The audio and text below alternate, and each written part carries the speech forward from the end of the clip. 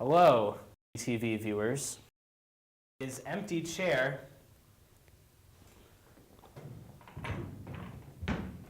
His name is Marcus Marcus, everybody. Round of applause. Hi. Our studio audience is kind of empty. That's okay. I'm used to it. Anyway, this is Cinematica, and we talk about movies, TV shows, and anything that really arouses our interest. So, first thing I'm going to ask is, Marcus, name a movie you were really interested in and what you like about it. Tell me about a movie that other people might not have ever heard of. Have you ever heard of the movie Zelig? No. Who kind of blends in with his surroundings, and it's really humorous, and you should check it out if you're into mockumentaries. Cool. Thank you, Marcus. Well, that's not all for this episode. No.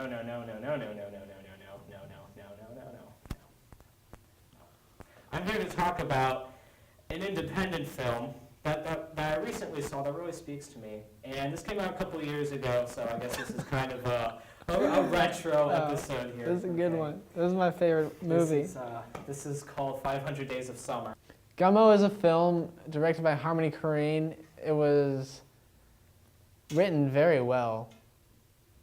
That's great, Marcus. I really enjoy your input. This is called 500 Days of Summer. You know, it's about this guy, played by Joseph Gordon-Levitt, and I'm sure a lot of you here have heard of it. And, he really falls for this girl named Zooey Deschanel, and it's really good because you think in the end they'd remain together, but instead she really just kind of uses him and pulls his heart away from him. And it's interesting, he is willing to, offer up exactly what he feels about her, the American dating system, and just how screwed up it is. And so I really appreciate it. If you guys aren't watching American Horror Story Coven, then you're not, and you should watch it. No. Because it's great. American Horror Story is a bad show. I'm disappointed in you, Nick, for watching it that one time. Thank you, Marcus. That's a great show, American Horror Story. Last year's Asylum just came out on DVD and Blu-ray, which of course I already own, both versions. Marcus, get back here. No.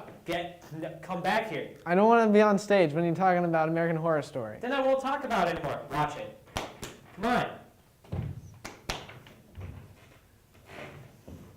Thank you, Marcus. All right. This episode is going to cut short, but we do have our very own Jack Nafee willing to come up here, talk about upcoming movies, and then give his little rant about society. He's a freshman. No, back to Jack. To Jack, not back to. You haven't seen him yet. You want me to get off the stage? No, you're fine as you are. Just stay here. Just stay here. Jack. I'm ready whenever. Hello, everybody. I'm Jack Nafee, and I want to talk to you about a couple movies that I've noticed. Ender's Game, which comes out in blah, blah, blah, will be starring Indiana Jones, otherwise known as Harrison Ford, and will be an adaptation of the popular novel of the same name. I have some doubts about it, however, considering the entire novel, for those who have read it, mostly consists of Ender's thoughts.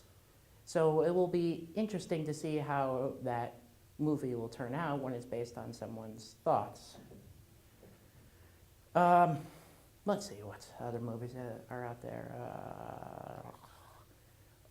The Fifth Estate, which, judging by the trailers that I've seen, has turned the story of Julian Assange into a thrilling action movie.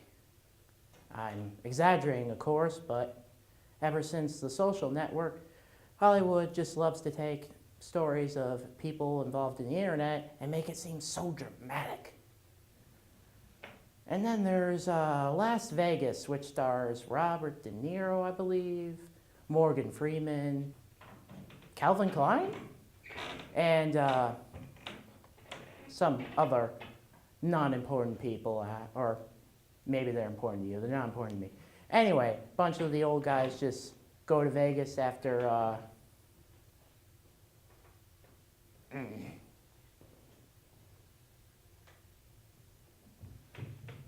I knew I'd forget.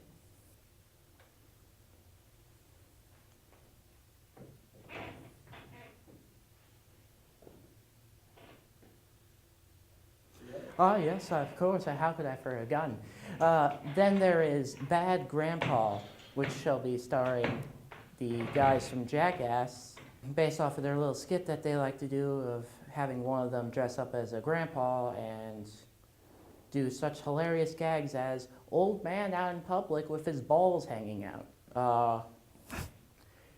And of course, you know how Hollywood loves their biopics, so a brand new biopic will be coming around based on Diana, Prince of Wales, which will detail the last 2 years of her life. I'm sure it will win a bunch of Academy Awards and no one will see it. Of course, there is one film that I just can't wait for it to come out. And that is, of course, by the amazing filmmakers who brought you such wonderful classics as Epic Movie, Date Movie, and of course, Disaster Movie, which currently has a 1% rating on Rotten Tomatoes. They're going to be doing The Starving Games. Get it? Because it's like Hunger Games, but it's another word for hunger, starving. That's just another example of their brilliant humor at work. I'm sure they'll have a lot of unrelated material to the Hunger Games in there. They'll probably have a few commercials that they'll satirize, and maybe they'll throw in Miley Cyrus twerking on someone. Thank you, Marcus, for the chocolates. Yeah. 3, 2, I love 1. chocolate. Thanks, Jack. Thank you, Marcus, for being here today. Yeah. We're starting our own buddy show. Can I edit this, by the way? It's called Second Choice. Yeah, we can edit this. This is fine. Second choice with Colin Gillis. Marcus and I are going to hang out and have some coffee. Marcus, we're going to have coffee, right? Huh? Together, we're going to have some coffee. What's that noise? You're working on the platform. I guess it's just me now. We're moving on to a new segment called My Political Views. Hey, cut. Whoa, what's all this? How about that, Obama?